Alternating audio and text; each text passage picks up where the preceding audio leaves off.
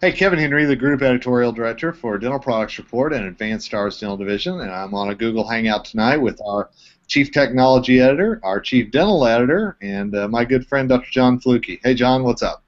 How you doing, Kevin? Good to talk to you. You too, man. Hey, July was a great issue for us. It featured a lot of our innovator profiles where we really took a look at some of those innovative companies that are out there and really talked about what made them stand out from the crowd. And Sure. John, technology is such a heartbeat for you, and I just want to talk to you a little bit about innovation and how important that is, not only for technology but for the dental industry overall. Well, it is. It's really important. I love to tell the story to my patients that we had an instructor when I was in dental school, and God loved me. He was a wonderful human being. He graduated from dental school. I'm not sure when. He was an older gentleman when I was in school back in the day. And he graduated from dental school, started teaching the next day, and that was all he'd done. And one day, shortly before I graduated, he said, "Fluky, the best thing about dentistry is that you could probably never learn another thing, in your whole career after what we teach you, and you'll be just fine." And I love to tell people that story because I can't honestly tell you one thing that I do today. I mean, even down to injections, which are the same way that I did them when I was in dental school. It's all completely different. And so innovation is huge in this industry. I mean, you've got to innovate. And what is it about some of these companies that we have mentioned in this issue that really, again, stands out to you? And whenever you hear some of these names, that it kind of sets off an alarm in your head.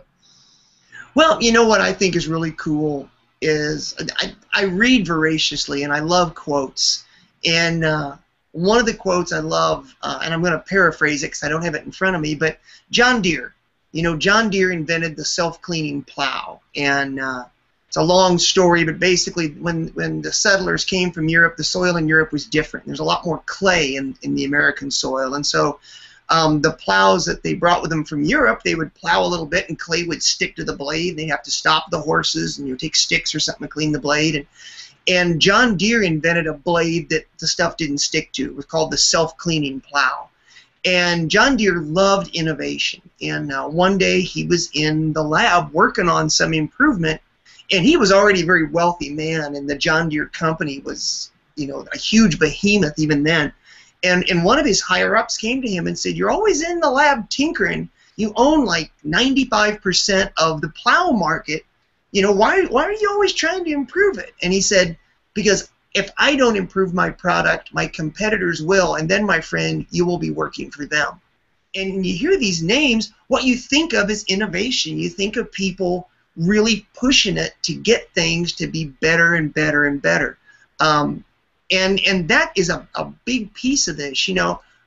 When I buy technology, I don't buy technology thinking, I'm a baseball fan, obviously. I don't buy technology thinking, hey, this guy's a singles hitter. I buy technology from companies I know are home run hitters. I know that, what's great today is going to be replaced by greater tomorrow.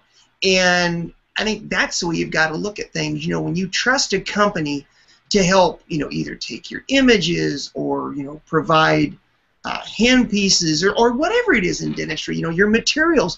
You want companies that are going to constantly make these better, not a company that's going to make something and go, nah, good enough. This will probably last us 10 or 15 years, and we can make a healthy dime off of that. The good companies take the money they make, roll it into R&D, and come out with even better stuff for you tomorrow.